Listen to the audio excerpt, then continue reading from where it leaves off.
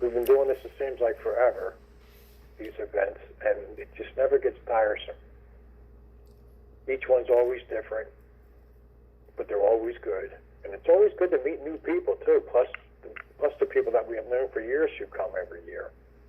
It's always good to see them again, but then it's always, so I think on this event it will be a little different because there should be more new people than old people coming because we're having it out west, we're having it at a different location.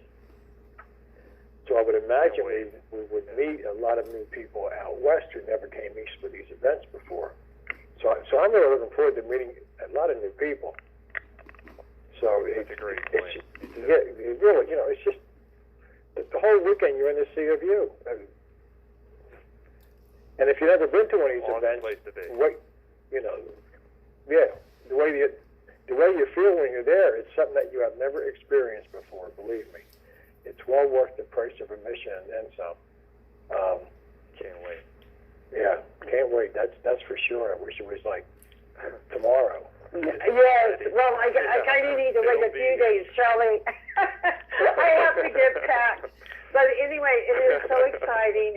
You want it to be right now, but you have to plan for it. And that's why we keep, there's members that come on that maybe haven't heard about this yet, but this is part of NeoThink. We keep promoting because we want you there so you can grow. And also, how can you meet the East Coast guys? They put on a presentation and event is so outstanding, and I just want to add to that because I'm looking over some of the stuff that Sage emailed me, and I'm blown away by it. How they can put so much together and impact on your life forever. And I truly am happy that they're coming out west. So that's what I wanted to say right now. I'm very excited. Thank you so much, guys. And yeah, I'm going to grow too. We're all going to grow. So I know we're all looking forward to it. It's just an exciting time. Coming soon. Coming soon to a theater near you. This time, yes. Yes. All right, Chase. Thank you. Thanks, guys. Well, I'm pumped up again. Well, you sound pumped up, Charlie, like you just pumped iron. It's exciting to talk about, but it's even more exciting being there. I have never got tired of doing these. This is like feels like our 90th one, but it's 8 or 9 now that we have done these, and it's just a ball to do them.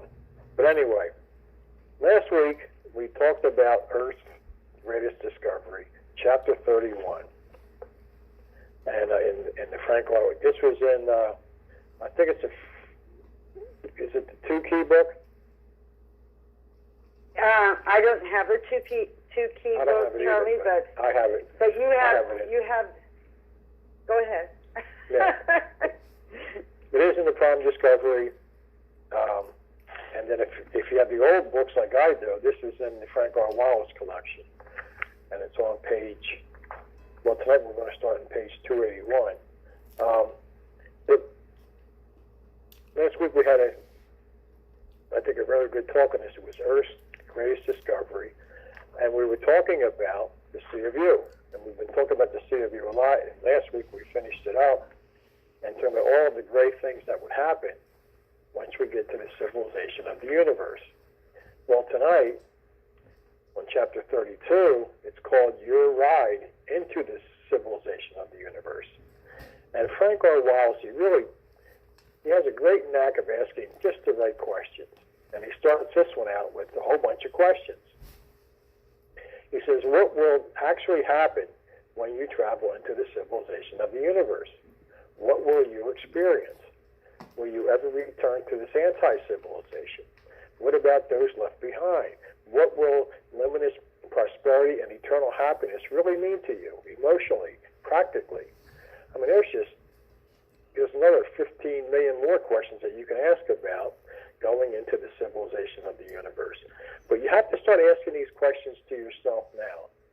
I think it's important I mean, it's not that you just believe in a CFU. It's not that you don't believe in it yet because, everybody's at a different level here, okay? But once you start believing that, man, like this CFU, it really sounds kind of cool and I'm starting to understand it, you got to start asking yourself questions like this. What would it feel like to you? Because it basically, if it's going to be the total opposite of the world that we live in today. Everything, totally opposite. Not just some, everything. Now think about that. That's hard to get your mind wrapped around that. It's going to be 100% opposite of what we experience today. And that's hard to comprehend, especially when you haven't been here for all that long. Well, that sounds impossible. How can that ever happen? Well, when you live under the prime law, this is what happens. So you have to start to picture yourself living in this world. Because if you don't look into the future here, and if you don't do it with pictures, because that's how we're supposed to be thinking anyway, in pictures, because when you start doing integrations, you see all the pieces of the puzzle come together. And you see yourself doing these things that you want to do in the sea of you. I mean, I think about it every day. It goes in and out of my head all day long because I'm talking to members almost all day because of all the phone calls I get, which is great. But it's just thinking about, what is it going to feel like? You get a little snippet of it when you come to the summit, but imagine what it would be like 24 hours a day. Because once we're in the civilization of the universe, and this is the one thing that I had a hard time wrapping my head around too, you will quickly forget the anti-civilization. Now, Franco Wallace says this, and he doesn't put he really means we'll probably forget about it like in a couple days once we get the feel of this new world. It'll just vanish because it's just nothingness. This whole, the world that we have grown up in, this world that we have lived in every day since we've been on this planet is nothing. Everything is based on illusions. Everything. So now we have a chance to it'll simply vanish to be forever forgotten.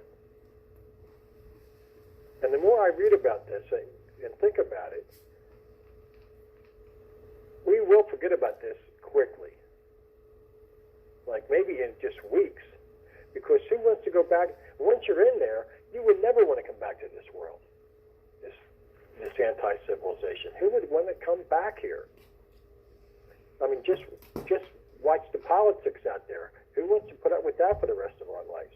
Or think about all the murders and think about all the violence and think about all the corruption and everything else that goes on out there. Who wants to live in this world? So, and those that we leave behind too, they too will vanish and be forgotten. All right, now this is another thing that we have to think about. But no one will be left behind except criminal humanoids who have destroyed their human nature and refuse to reconstruct their humanity. That's the people that we will lose. Whoa, big deal.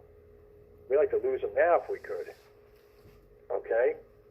The people who can't handle this, people who don't want to handle it, they will simply just vanish. They're gone.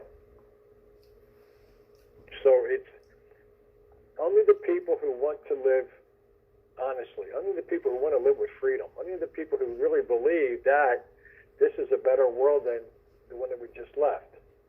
That's the people who will survive. And I haven't just read it here. I read it with other people writing articles about when this mentality shift changes. And everybody has a different opinion on how it's going to change, when that shift's going to come, when and how and all that. But the one thing that seems like the common thread or the common denominator is that the people who can't buy into this, will simply just die. Their mind won't be able to take it. So even the worst criminal or the worst politician ever, if they can sit down with themselves and say, I have lost my consciousness, I have lost that person in me, I do want to live this way now, then they can survive. Otherwise, they will not. The civil, he says, every conscious being, once in the rational civilization of the universe, has no reason or desire to connect their lives or memories with the destructive irrationalities of the anti-civilization. We want no parts of it. We don't want any parts of it now. So why would we want parts of it in this new world? It's gone. It vanishes. The people who can't handle it, it vanishes. They also vanish with it. But then he asks another question. And I like when he writes this. Then he just throws in that question. What will a non-political civilization based entirely on integrated honesty and objective laws be like? And you really have to sit down and say, what would it be? How will it be? You can really let your mind wander here. This is what I like about imagination. And that's that child of the past comes back so that we can get our imaginations back. And you can just let your mind, sometimes I'll sit here for a half hour in a day and just think about the civilization of the universe. And every time I do, it seems like my mind just goes farther out. And it just goes on its own. And I'm sitting there saying, wow. And then I go, oh, wow. Like the more things that you think of. But lately I've been thinking about it a lot because I've been going to doctors a lot lately. And this is something, I've been to more doctors in the last 2 years than I've been my whole life. So I'm not used to it. But when you get a little older and you got to go to doctors a lot, you do start worrying about like if you're going to live or not, we aren't going to live forever until we get to the sea of you. Will we be hanging around long enough to get there? So when I think about it, and lately I've been thinking about this a lot more, how do you handle and how do you get your mind wrapped around living forever? Because eventually, and I think once we hit the sea of you, like if we hit the sea of you today, I would think within a year or two, we would have biological immortality. Because people would be demanding it at that point, because the world's different. Now, nobody wants to die. Okay? So, but then, how long does it take us to wrap our heads around that? I would think it's going to take maybe decades to finally understand that we don't die.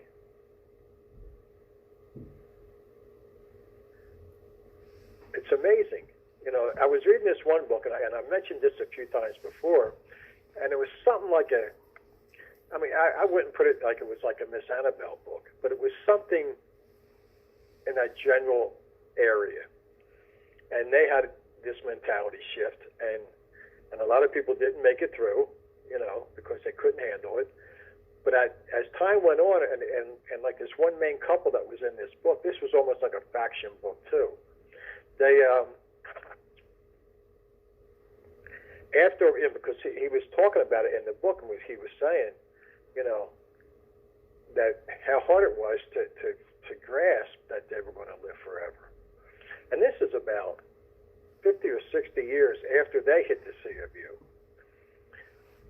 And it ends, basically, the book ends when him and his wife, they're saying goodbye to their friends because they're going to go on this vacation.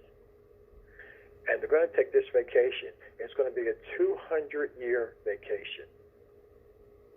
Because we have going out in space, and they want to go out as far as possible, and they know it's just going to change constantly. And I'm thinking to myself, I have a hard time planning for a week or two vacation. How the hell do you plan for a 200-year vacation? But so wrap that around your head. The thought of taking a vacation for 200 years. Well, I couldn't leave my family that long. Hey, yes, you could, because you're going to live forever. But that's, talk about freedom. Talk about living your life. talk about doing what you want to do. I mean, that's man and woman have not ever experienced anything close to that kind of freedom. Yeah, I'm going to take a trip. 200 years. I'm going to go out in space as far as it can go, as far as we can go now, and just see everything that that we can see, and then come home. And it's going to take us 200 years to do that. It's to me that blew me away more than almost anything else in the book, was just planning a 200-year-old vacation. It's just absolutely, it's just, that's what we have to think about. Because it's a better way of spending your day thinking about things like this and reading this literature and learning it than it is to watch the damn news on TV, like some people are listening to right now. I guarantee how many people out there have the news on or have the TV on and listening to this like every fifth word. You're wasting your time. If you can't shut off a TV for an hour, then why are you even here? Yeah, really. And where else are you going to get information like this? And then Franklin Walson's back again, and he says, but what is the sea of you really like, emotionally, intellectually, and experience-wise? What will living free of disease, mysticism, dishonesty, criminality, and irrationality be like? That's a good question. What would it be like?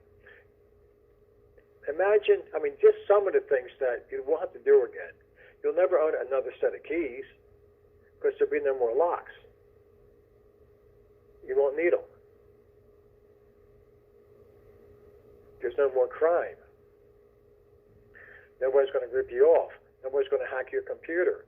So guess what? No more passwords. Wouldn't that be great? I am so sick of passwords. It's incredible. You don't have to worry about your kids being kidnapped or hearing bad things or doing bad things. The whole mentality of this planet just changes, where life is the most precious commodity that we have. It sure isn't right now. Life is cheap on this planet. It's unbelievable how cheap it is now. So everything will be different. Our thoughts, our emotions, our experience, so different from anything that we ever experienced in this AC world that no one today could fully know or describe that eternal difference, at least not until the civilization of the universe is created on planet Earth. I think every day about the sea of you. Now, some days it might not be long, other days it could be longer, but it's every day I think about it. And I know if I sit here for another 20 years and think about it every day, I know if I can live till I get to the sea of you, it's going to blow away what I think it will be. Because how do you really know how it's going to feel when we actually have that kind of freedom? Where nobody can tell you what to do anymore. Where we have no authorities, just you.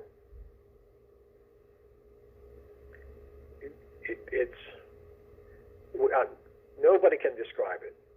I've been trying to for a lot of years here, trying to explain how I would feel about it, but I know it'll be so much better, just because we never have experienced this before.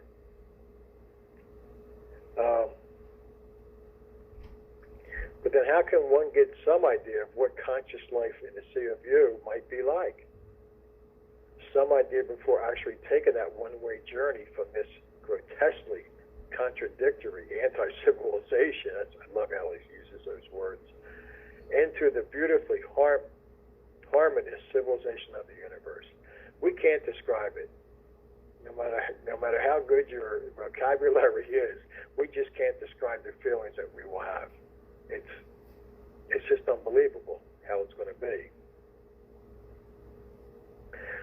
We can always imagine it, but to actually live it is going to be just two different things. Because from the civilization of the universe, every perspective will look different from anything one can experience within this anti-civilization. We were talking on the webinar last night, and we were talking about our minds are limitless. All right, we have no limits, and yet most of us. I mean, who stops us more than we do? Nobody. Anytime that you don't move forward, it's your fault. So, when we get into the sea of you, and we know now that we are limitless, how is that going to change your mind? How is that going to change the way that you look at things? All right? You come up with a new idea or something. Oh, okay, I got a new idea. Let's go for it. You don't even think about having limits because you know eventually you'll figure it out. Right now we are so restricted that we don't even think half the time, let alone come up with an idea and just go for it. Oh, we have to sit there and we have to talk to people about it. And I really, I don't know if I can do this. You have those doubts all the time. It's just, they have just brainwashed us that we have no self-value. We don't have any self-worth. I'm not limitless. I mean, how many people on this phone right now think that your mind is limitless, and that's the way that you live?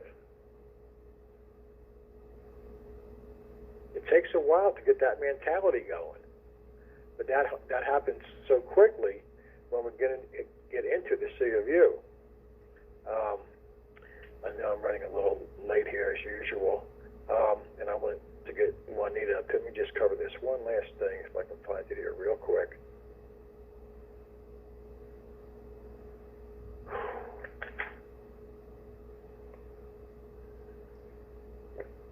But what joyful lives await human beings on earth? It's going to be such a joy to live.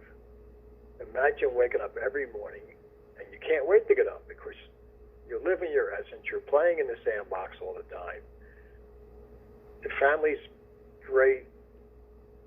The love you have for your spouse is great. Everything is just, it's like a dream. Don't wake me up, man. This is a great dream. Well, guess what? You got forever to enjoy it. Think about, because it comes down here, and he says at the end here, design protocols will usher in the civilization of the universe, the natural civilization from which we came as children, and into which we will return an increasingly valuable, full responsible, mature adults. For we belong to the eternally evolving civilization of the universe. Zan is the natural law of conscious beings in all worlds and universes. End of discussion. I like that. Zan is a natural law of conscious beings in all worlds and universes. That's cool stuff. Right, Juanita? That's right, Charlie. That is so right. Yes, I've been on that Zan protocol for practicing it, but I really love that 200-year vacation because yeah. that is great, something isn't it?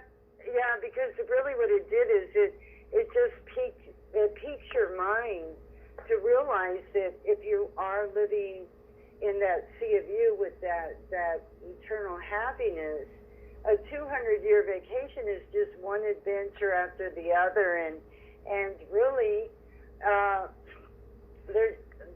they put a limit on 200 years, but I believe as a Zan, when we're in the sea of you, it's just going to be forever. We don't have to have a number or a time zone or anything. No rules. No. Well, I always thought too, would time even exist in the sea of you? I believe it wouldn't. I don't think it would either. I don't think we have to worry about time because we don't have to worry about time. Time is precious now to us because we know we only have a certain amount of days. But once you get to the sea of you and we all have biological mortality, do we even need time? Because there's no time and space. No. You know what I mean? So we wouldn't even need time. And, Sage earlier brought up about the health part. Just having this literature and coming together at events and stuff, it's about feeling good now, and I can actually say the 8 years that I've been in NeoThink, and I think it's been 8 years, Charlie. Wow. I haven't watched TV. You know, I told you the other day, someone had the TV on. They found an antenna for local, and I couldn't believe the commercials that I heard, and I had to run from the room. I said, "Oh, I can't watch this." It was driving me bananas in my head because I knew that it was taking me back out of the sea of you. And when you're feeling really good about what you do and living life to the fullest, and I think that's what this means to me. I'm not living in that mediocrity of life, and I'm not buying into what those illusions are anymore out there. And I work hard all day long to stay in the sea of you. And when you gave me the 200-year vacation, Charlie, it opened my mind up to say, wow, what first adventure would I want to go on? Well, Because like my first question is, how the hell do you pack for a 200-year vacation? I know, can you imagine a woman trying to pack 200 years? Yeah, right. Yeah. I would be buying the whole fashion show mall to get on vacation.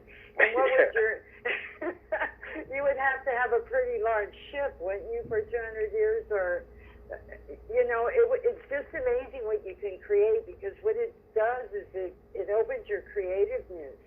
So that time that you take, Charlie, that 30 minutes to power think and to be in the sea of you and what it would be like, it is opening up your creative mind to create values.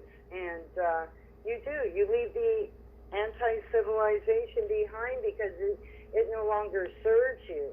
And I think it's about a feeling as well as a mind shift. And that's how, reading Dr. Wallace's literature, I get so exhilarated.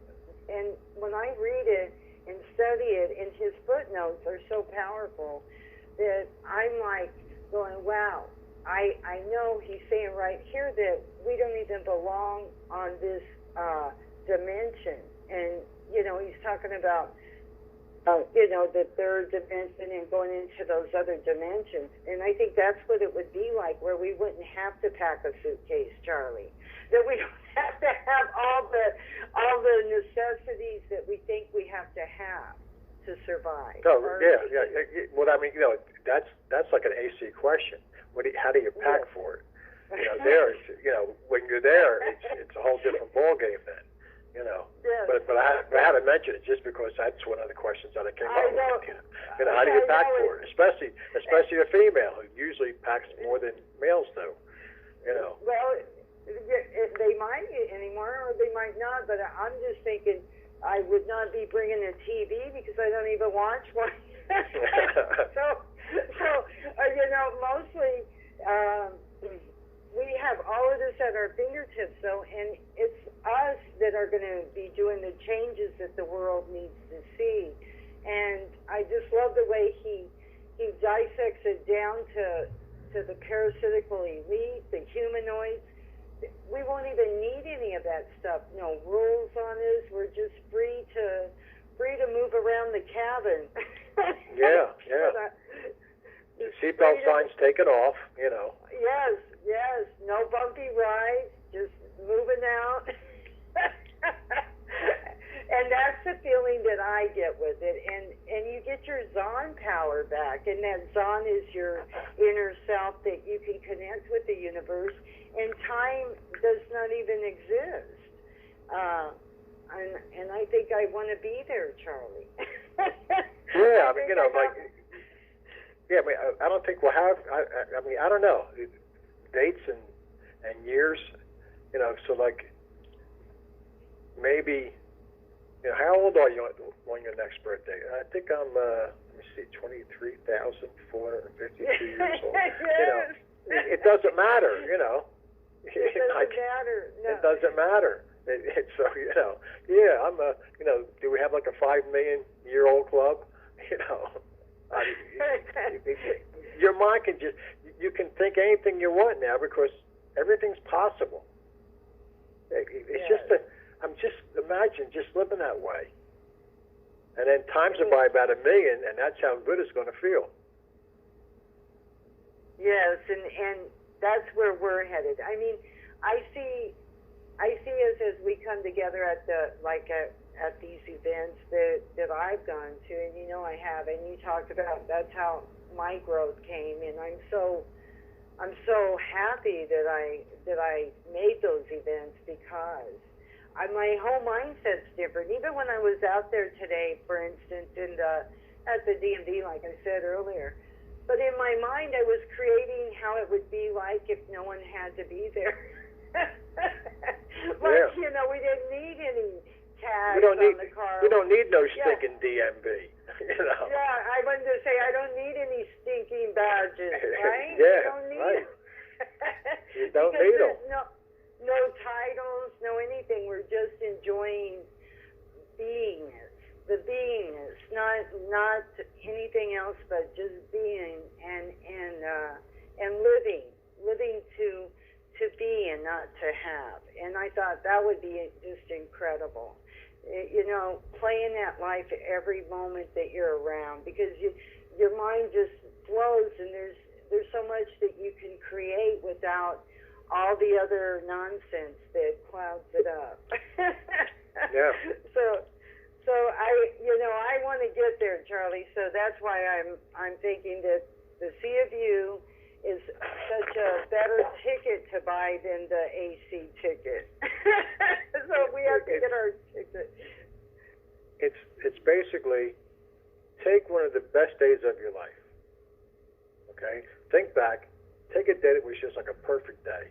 Maybe it was the day your kid was born, or maybe it was the day you got married, or your honeymoon, or something, but it was just a great day. And you felt super, okay?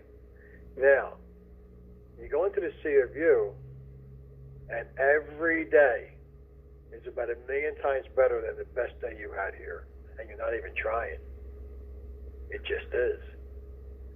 Everybody that you talk to that day is so appreciative and living their life.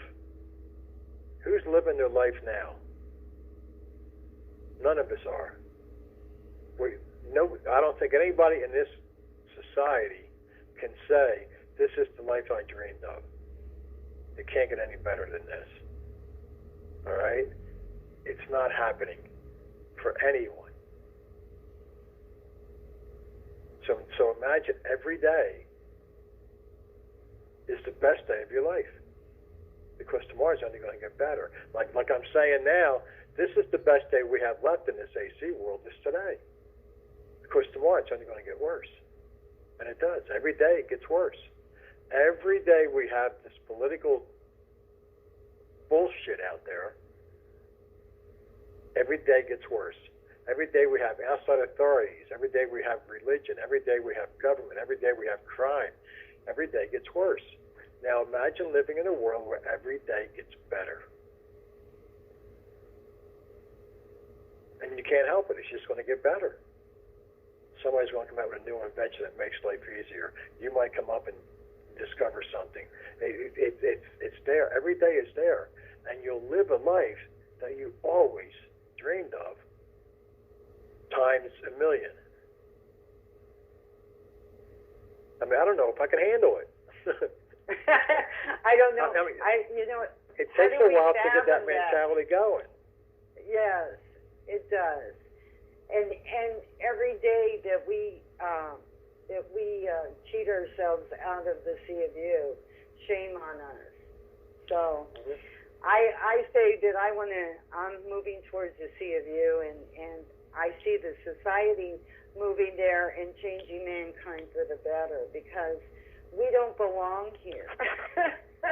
We don't belong No, we to don't. this AC planet.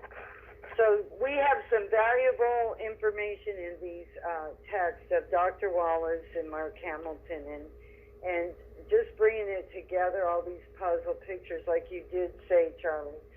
Start putting your pictures in movement, even. Move those pictures, put them in motion, live them, and things manifest that way. Not inside a cubicle on a TV. That's it. So Stop watching other people have a good life. Watch your Yes. life. become your own rock star. That's You it. can do it.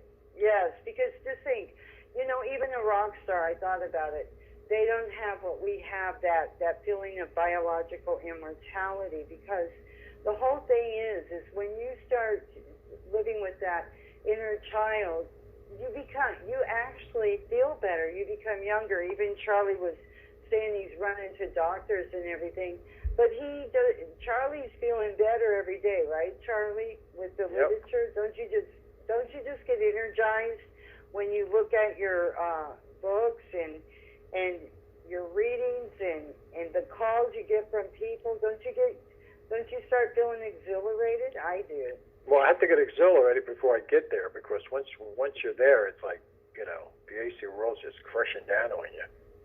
And then you get back in the car, and then you start feeling better. It's I'm out of there. I can breathe again. But anyway, yeah, it's getting late, so if you're new to the call or whatever, at 9 o'clock we'll say goodbye. Right about now, it's pretty soon. If you want to hang on for 2 or 3 minutes, me and Juanita will come back, and we will stay on the phone for 20 or 30 minutes, answer any questions that you have or any comments you have or whatever. If you want to hang up, you hang up and you can go. If you want to get to the other call at 9 o'clock, you can go to that. It's all right.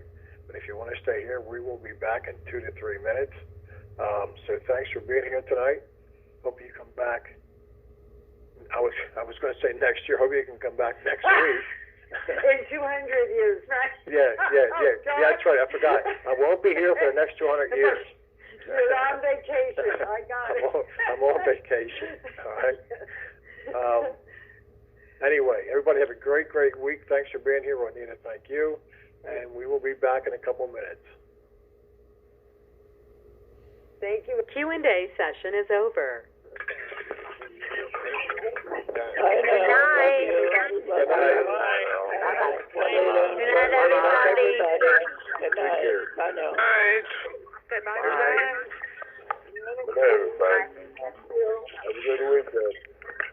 Good night. Good night. Have a nice weekend.